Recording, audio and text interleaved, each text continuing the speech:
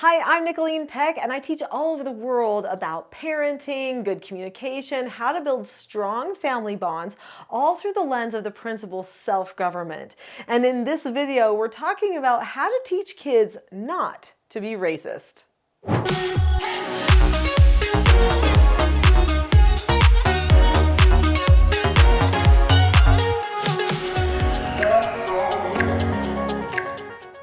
In this video, we're going to be talking about the climate, the racism climate, what's going on in our society today, and then what you can do to make sure your children don't get caught up in some of the bad messaging that might be around us.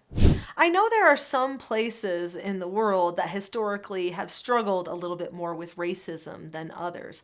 I have to honestly say that I grew up in a place where there just wasn't a lot of racism.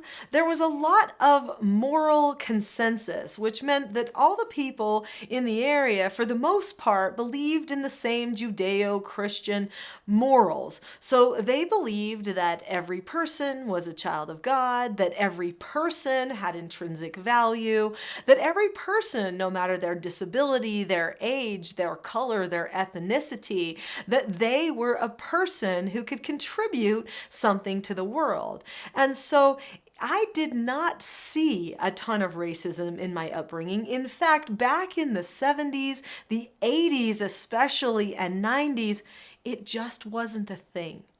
I don't know if you've noticed that, but racism is like on the rise, okay? So ever since 2020, there has been this rise in racism, and it's been really fast, like super shooting out there, like it's a huge, huge problem. And because of that, it actually has become a greater problem on many different levels. And before that, there was some building of the racism. But anytime that you have like identity politics in a society where people are worried about being singled out or protected, being a protected class of people, like protected because of gender, protected because of ethnicity, protected because of color, protected because of religion, protected because of age, whatever it is, whenever we start protecting people out and start singling out people like that within laws and in other, social programs and stuff like that, we end up creating racism. Is what happens. So we were at this sweet spot in the history of the world where people were more accepting of others than ever before. Now, I will say that there was a time right around 9/11 when people who were Islamic, I think, were really targeted and not treated very fairly. So there was some racism in that way. I would say that was more like of a religious bias or a religious type racism that was happening.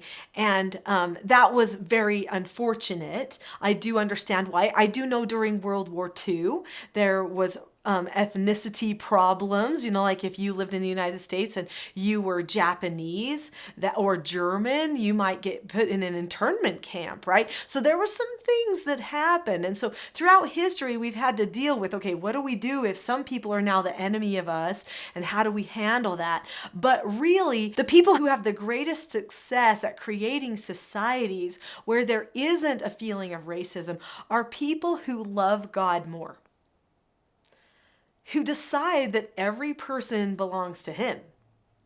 And it's not up to us to decide who's more valuable or less valuable.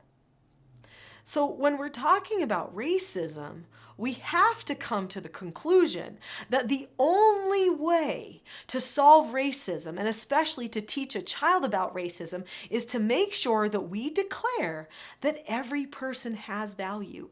Every person can contribute something to society. Sure, everybody's different. But isn't that a good thing too? I think the modern racism is like, if you are not with us, you are against us. If you do not support this, then you are racist. If you do not do this, then you are racist. That's the modern racism. And that is actually kind of ironic, isn't it? Because they're saying, don't be racist by being racist. What a notion. How do we find ourselves in this place? Well, it's because we start putting people into boxes. We start classifying people according to their color, according to their beliefs, according to their, geographic location on the planet, or their age, or their ability level. We start classifying people instead of just saying, how about we just love all people and take people for what it's worth. So if you want to talk to a child about racism, you've absolutely got to bring the truth into it. I mean, sure, we might talk about what's happening. We might share some of the current events that are going on in the day, but the last thing you want to do is increase the stress for that child. So I got to tell you something. About a year ago, I got some copies of my book. So I've written 11 books, and there's one book called London the Race Says Okay. It's a child's book. Well, somebody contacted me after receiving a copy of one of my books and said, Nicholeen, the inside of this book is not your book. I was like, what? And I read through the inside of it, and the inside of it was all about racism. Someone had put the guts of a different book inside my book. I was disheartened when I saw this.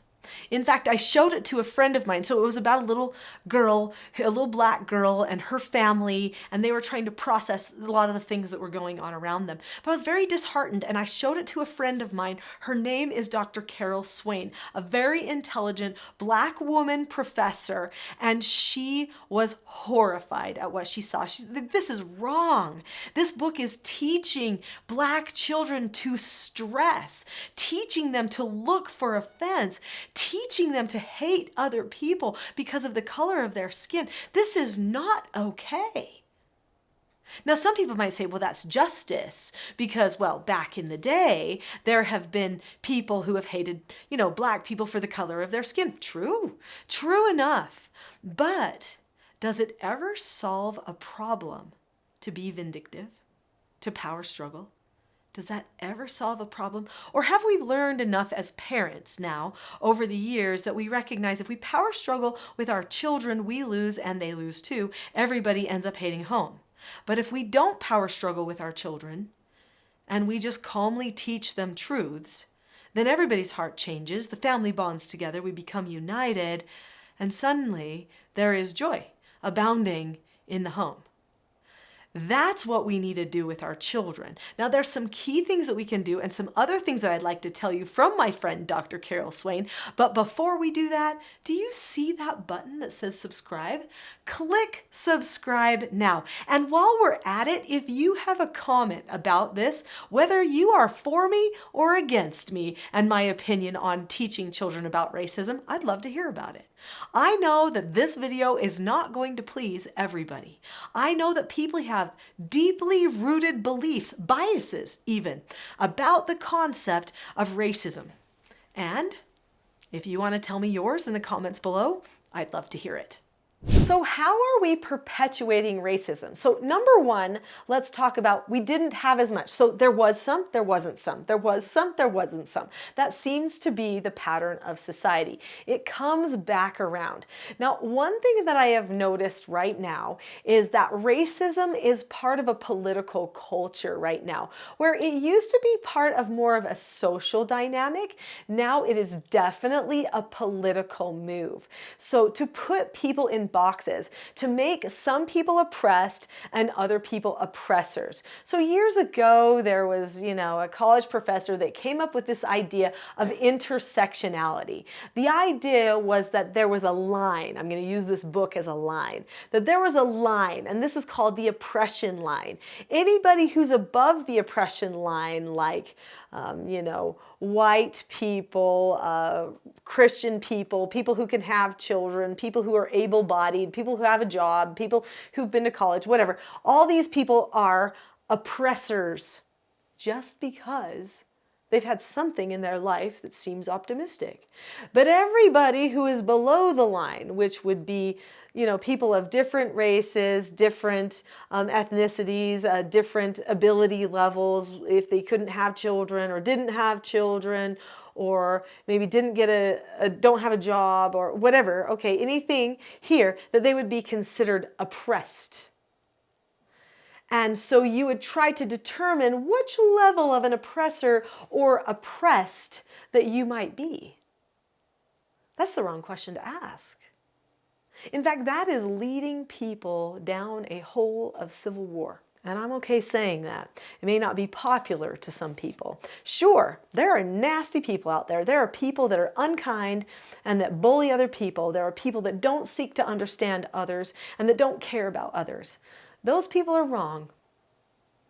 That's not how any human should behave toward another person. But most of the people I know, as I travel around the world, and I'm talking every continent and country, as I teach the principles of self-government and good family relationships, as I travel around the world, guess what I find? Is that the majority of people really want to understand other people. They want to love them despite their differences. They want to give them space to do whatever it is that they feel like they need to do with their lives, so long as it doesn't hurt other people. That's what most people want. So to say to somebody, because you're this religion, you're an oppressor, or because you're not this religion, you are oppressed, keeps every person as oppressed. Because now you're oppressing an oppressor, and the oppressed can't get out of being oppressed. So the only thing that they can do is try to become oppressors. So it just turns the whole thing on its head. That's all it's doing, where there's still oppressors and oppressed, and everyone actually is feeling oppressed. How does this help us? So Dr. Carol Swain, who wrote this book here and others, but this book is called Black Eye for America. She talks about how we are perpetuating this idea of racism under false premises and how we are ruining our society and our children. I really appreciated her perspective, especially because she is a Black woman. She's a very educated Black woman, though, so maybe because she's educated, she's an oppressor, according to intersectionality. I don't know. People might say, oh, she's just really white, even though she's Black, because she thinks certain things. I don't think white or Black or anything else is how we should classify any person. She is a wise woman. She is smart. She loves truth. She loves others. I was so grateful to get to meet her. I'm going to read a little bit from this book, Black Eye for America. And it's a very little bit because it's actually a list. So in this book on page 17, Dr. Swain is talking about a piece that was written by the Smithsonian National Museum of African American History and Culture titled Aspects and Assumptions of Whiteness and White Culture. And in this particular thing, it talks about what you must reject if we are to combat racism. And I want you to know that this is wrong. The information that this particular piece of writing promoted is completely wrong. In fact, according to this, I would be completely the opposite of this stuff. So it says that you should reject individualism. That means you would have to embrace collectivism. Does that mean that all of this new racism is actually about Marxism? That's a lot of isms, but could it be? Because collectivism is Marxism. It's you not doing what you know you ought to do to become a better version of yourself. Also, you should reject individual autonomy, which means you have to do everything for everyone else instead of for yourself. You should reject self-reliance. Well, I'm a person who believes in self-government. That's pretty much the same thing. Self-control, taking care of yourself. If you don't take care of yourself, does that mean you expect somebody else has to do it for you? And that you're more free if they do? Interesting. We're back to Marxism again. Then it says in this piece of writing by the Smithsonian that you must reject two-parent homes. I'm sorry. I work with a lot of families, some with one parent, some with two parents. Even the one-parent homes would never say, oh, it's ideal that we're a one-parent home. My child doesn't need to have another parent. No. We already know because of the social science data that a child who has two parents, it does better. They get into drugs less and they get into crime less. They succeed better in school. Everything. The social science is there. Also, you have to reject objective, rational, linear thinking. That's crazy. That means that you have to embrace subjective, irrational, cyclical thinking. That kind of sounds like every UN document I've ever read. Anyway, because I work there at the UN sometimes. You have to reject cause and effect. Well, then you can't learn self-government and you'll never be free because you'll always have to just blame everybody else for your problems, right? Cause and effect teaches you to solve your own problems. You have to reject math? What? Why would you reject math? Could it be because it teaches you problem solving? Or is it just because some people aren't good at math and we don't want to make them feel oppressed? I don't know. I wasn't great at math, but I'm still not going to reject it. We have to reject the belief that hard work pays off, is what the Smithsonian says. Amazing. Reject the belief that hard work pays off? That would mean that laziness is the way. Oh dear. We have to reject property rights, reject planning for the future and delaying gratification. That means we are supposed to embrace entitlement and getting what we want now. That's like spoiled children. And here's the kicker at the end. Reject being polite. Reject being polite. Thank you, Dr. Carol Swain, for this book and for coming up with finding that great list of what people are supposed to reject in order to counter racism, because it's not true. That list is not true. So what do we teach our children? If you want to teach your children to not be a racist, teach them to work hard. Teach them to care about themselves and other people.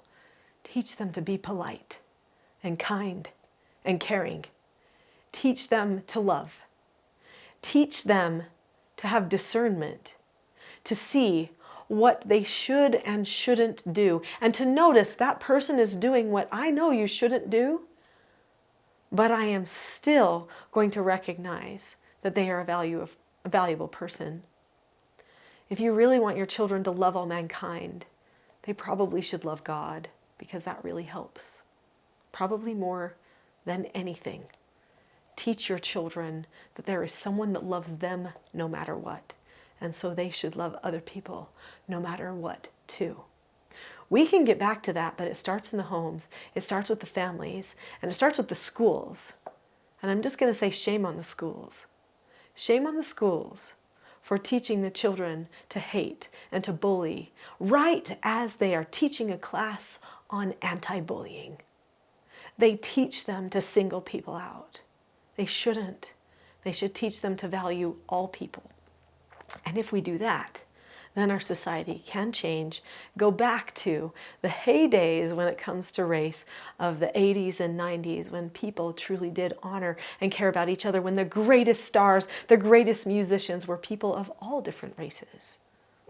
If you've enjoyed this video, then I'm pretty sure that you will enjoy a free gift that I have for you. It's called the Calm Parenting Toolkit. We need calmness. Calmness teaches peace. Calmness teaches truth and honesty. And if we're calm in our homes, it can make a big difference with our whole culture, our whole society. Teach your children to be calm. And I can help. And I want to do it for free. So right now, if you click on the link in the description below this video that says teachselfgov.com/toolkit, you can get my Calm Parenting Toolkit for free. And there are 10 tools in there that you can also share with your children to help them be calm. But above all, teach them to love someone greater than themselves, and they will love their fellow man more. God bless.